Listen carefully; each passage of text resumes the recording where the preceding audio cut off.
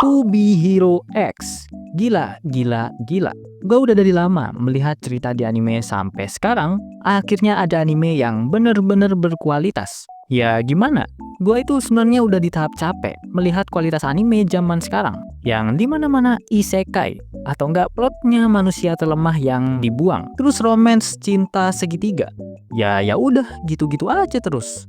Ya of course, gue gak bilang semua anime kayak gitu ya. Terlepas dari banyaknya anime ampas, tapi perbandingannya tidak jauh berbeda dengan anime yang berkualitas. Tapi yang mau gue bahas kali ini adalah animasi dari Cina atau Donghua yang lagi panas-panasnya. Oke, buat kalian yang gak tahu, nih anime nyeritain apa? Nih anime nyeritain para pahlawan yang hidup dari kepercayaan publik atau massa. Semakin tinggi tingkat kepercayaannya, maka otomatis power hero tersebut semakin kuat. Jadi singkatnya, untuk berkuasa lu perlu memberikan trust value, bukan lewat duit dan pakai buzzer kayak di negara apa tuh? Nah, dari sini aja kan sebenarnya udah kelihatan menarik gitu. Power sistemnya bukan dari hasil laboratorium, bukan juga lewat makhluk-makhluk misterius, atau juga bukan dari bulu manusia kayak gitu. Gua mengatakan anime ini menarik karena sebagai content creator ternyata bisa ya mereka sampai kepikiran konsep power yang seperti ini. Di sini kan mereka ditunjukkan selayaknya artis gitu kan. Mereka tidak hanya harus membantu, tapi untuk memberikan value, mereka juga harus membuat personal branding. Ya sejauh ini selama 3 episode kira-kira itu yang gue tangkap dari POV salah satu hero di sana, yaitu Nice. BTW nih, ada satu momen yang agak kocak menurut gua, yaitu scene awal-awal si pegawai agensi di episode pertama ketika dia mau meratapi nasib dan suicide. Di situ kan datang tuh si hero atau si Nice ya. Gua di situ ngiranya nih anak bakal ditolongin dan nyiptain momen bangkitnya si MC gitu. Jadi bisa dibilang kayak Midoriya pas ketemu All Might. Kocaknya bukan dikasih harapan, malah hero-nya duluan yang suicide. Anjir, di situ gua kayak, what?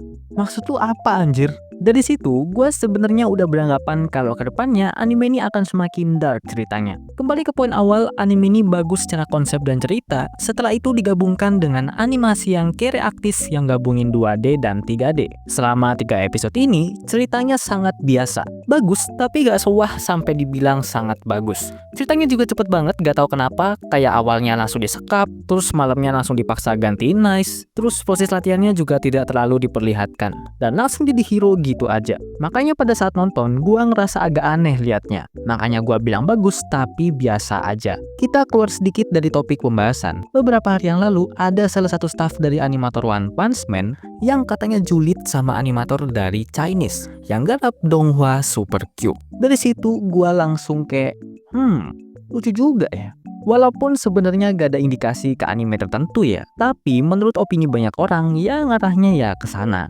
Gua spill perkataannya langsung, dia bilang kalau ternyata animasinya itu luar biasa bagus. Tapi kata dia, entah kenapa animasinya kurang menarik. Sekalipun ditayangkan dengan tempo yang sama dan ketegangan yang sama, katanya nggak ada waktu atau ruang untuk menyerapnya. Di sini sebenarnya gua gak ngerti dia ini ngomong apa. Setelah itu, dia juga melarang atau menyuruh untuk menghentikan penggunaan tata letak, ekspresi, serta gerakan yang mirip dengan animator tertentu. Dan terakhir dia bilang kalau itu buang-buang waktu. Oke, di sini gue akan mencoba untuk mengaktifkan critical thinking gue, yaitu pada saat animator tersebut mengatakan tentang kalimat terakhirnya. Mungkin saja di antara kalian ada animator yang menonton video ini. Gue mau tanya nih, apakah di antara animator itu ada aturan-aturan tidak tertulis yang bikin mereka itu gak boleh meniru satu sama lain atau terinspirasi dari satu sama lain? Soalnya gue sendiri juga gak tahu gitu. Apakah emang iya mungkin ada gitu aturan-aturan yang kita nggak tahu, yang aturan yang tidak tertulis, yang cuma mereka yang tahu, jadinya mungkin ke-trigger gitu untuk memposting di Twitter. Kalau misalkan nggak ada, ya berarti emang animatornya aja yang panas, jadi emang rasa tersaingin aja. Kalau gini kan rasanya seru gitu. Kalau ternyata animator dari Jepang itu ada saingannya, jadi mereka bisa berkompetisi ke depannya untuk membuat animasi yang lebih bagus gitu. Biar kita apa? Biar kita jauh lebih nikmat nontonnya.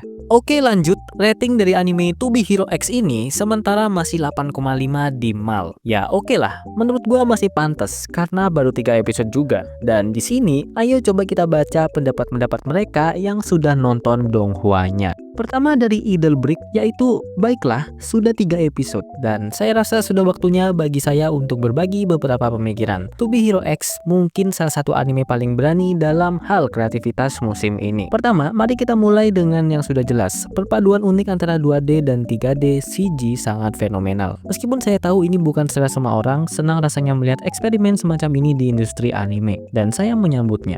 Cara mereka memadukan gaya membuat acara ini terlihat menonjol. Saya benar-benar yakin acara ini mencapai keseimbangan antara penulisan yang kuat dan animasi yang mengesankan. Sekarang saya tahu beberapa orang mungkin akan mengernyitkan dahi mendengar komentar saya tentang penulisannya. Tetapi biar saya jelaskan. Di permukaan penulisannya terasa agak generik. Ya, di sini aku setuju. Tetapi saya rasa itu berubah setelah Anda melihatnya lebih dalam saat ceritanya berlanjut. Kita mulai mendapatkan detail kecil yang mengisyaratkan sesuatu yang lebih bermakna. Momen-momen ini membantu kita melihat bahwa cerita ini sebenarnya menyentuh perjuangan hidup yang nyata. Ini menunjukkan bagaimana hal-hal seperti ekspektasi masyarakat, hubungan, dan reputasi dapat membentuk siapa kita, baik dalam cara yang mendefinisikan kita maupun yang menahan kita. Anda benar-benar dapat merasakan maksud penulisan di balik semua ini. Dan jelas mereka ingin mengatakan sesuatu yang lebih dalam, meskipun tidak jelas pada pandangan pertama. Bahkan ada satu momen di episode kedua yang lebih menyentuh dari yang saya harapkan, itu adalah adegan yang tenang tetapi melekat di benak saya. Sekarang dalam hal produksi, jelas bahwa banyak uang dan upaya yang dihabiskan untuk ini. Anda benar-benar dapat merasakan seberapa banyak Blibli dan Animex berinvestasi dalam membuat acara ini menonjol. Kehadiran Hiroyuki Sawano di soundtrack menghadirkan tingkat intensitas dan emosi yang sama sekali baru. Musiknya selalu menambah bobot dan hal yang sama terjadi di sini. Pengisi suara Jepang juga sangat lengkap. Setiap dialognya tepat sasaran dan penampilannya terasa tajam dan penuh energi. Dubbing bahasa Inggrisnya juga sangat solid. Meskipun Anda biasanya menonton subtitle, ada baiknya mencoba dub karena dubnya bertahan dengan sangat baik. Proyek gabungan antara Animex dan Blibli ini adalah yang pertama dari jenisnya. Dan sejujurnya ini terasa seperti awal dari sesuatu yang baru. Jika kolaborasi ini berjalan dengan baik, saya yakin akan ada lebih banyak kolaborasi seperti ini di masa yang mendatang. Jika ceritanya terus berkembang ke arah ini, saya yakin kita akan mendapatkan sesuatu yang terasa istimewa. Ini nih. Gua mau meng-highlight komennya yang ini. Selama 3 episode terakhir, satu-satunya episode yang paling menggambarkan tentang media sosial, perjuangan, ekspektasi masyarakat, itu paling tergambarkan di episode 3. Di situ kan digambarkan tuh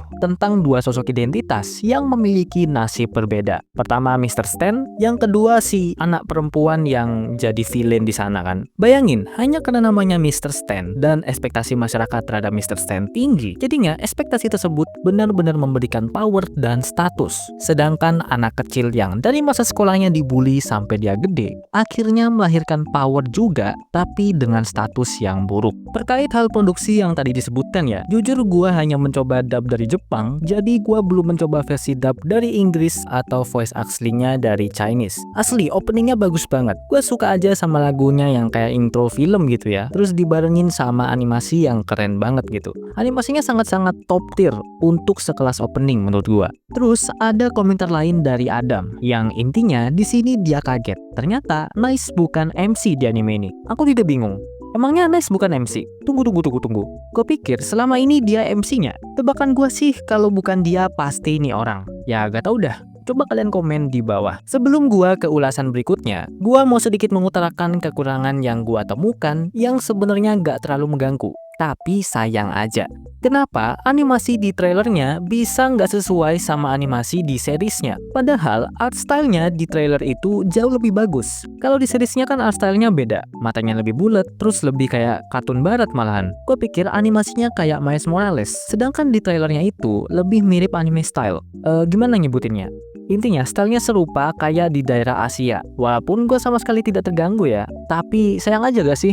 Terakhir, ada ulasan yang isinya kalau kita rangkum, yaitu pertama, pacing ceritanya yang terbilang cepat. Kedua, seberapa menariknya kombinasi antara 2D dan 3D. Serta ketiga, betapa mitnya penulisan karakter di serial ini. Sebenarnya, kalau dipikir-pikir, resiko dari ritme cerita yang terlalu cepat, itu ya pasti ke karakter-karakternya. Semakin cepat pacingnya, maka kita jadi gak bisa menilai karakter-karakternya lebih dalam. Gue setuju akan hal itu, bahkan dari episode pertama sampai sekarang, gak ada satupun karakter yang bagi gua spesial. Of course, apa yang lu harapin dari beberapa episode doang? Ya makanya, sekarang gua bilang, sementara belum ada penulisan karakter yang berkesan untuk kita istimewakan. Oke, sebagai penutup, gua hanya mengatakan, nih anime bener-bener layak untuk kalian tonton. Kalau bisa, jangan hanya menonton, tapi kalian lihat juga karakternya seperti apa. Karena setahu gua, di sini akan ada 10 hero yang berperan di ceritanya. Jadi, gua harap kalian juga bisa menikmati jalan ceritanya. Oke, jangan lupa tolong subscribe konten gua. Kalau kalian tertarik dengan pembahasan yang seperti ini, jangan lupa komen di bawah. Gua harap sih kedepannya industri anime atau donghua bisa semakin jauh lebih kreatif untuk bikin suatu cerita. Biar gak isekai aja.